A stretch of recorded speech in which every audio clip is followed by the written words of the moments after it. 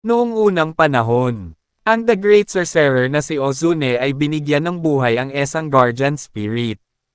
Ang Guardian Spirit na ito ang ginamit niya para ipagtanggol ang buong bansa.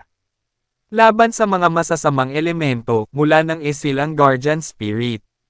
Muling nakalaya ang Guardian Spirit dahil sa banta ng panganib. Magsisimula ang kwento mula sa isang high school girl na si Chiaki. Siya ang pinakanununuan ni Ozune makalipas ang 1,200 taon. Nag-imbite si Chiaki ng mga bisita galing sa labas upang ipakita ang lugar kung saan nakasil ang Guardian Spirit. Ito ang ginagawa nila para ipakita sa mga bisita ang lugar.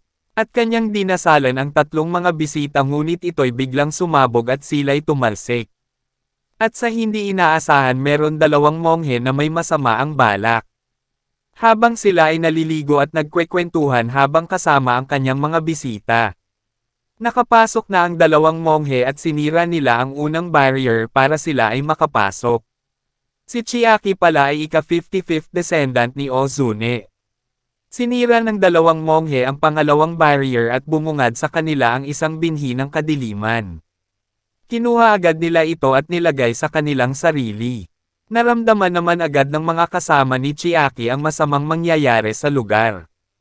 Tinignan ni Chiaki at ang kanyang lola ang barrier na sumabog at bumungad sa kanila ang 2 monghe na may binhi ng kadiliman. Sila ay nagulat at napatakbo dahil sa mga itsura ng 2 monghe, sinubukan nilang labanan ang 2 monghe pero hindi nila kinaya. Nakagat at nahawa ang 3 kanyang mga bisita at naging sanhi ng pagiging demonyo. At habang nakikipaglaban si Chiaki sa 2 monghe ay nag-iba at nag-transform ang 2 monghe sa kanilang mga itsura.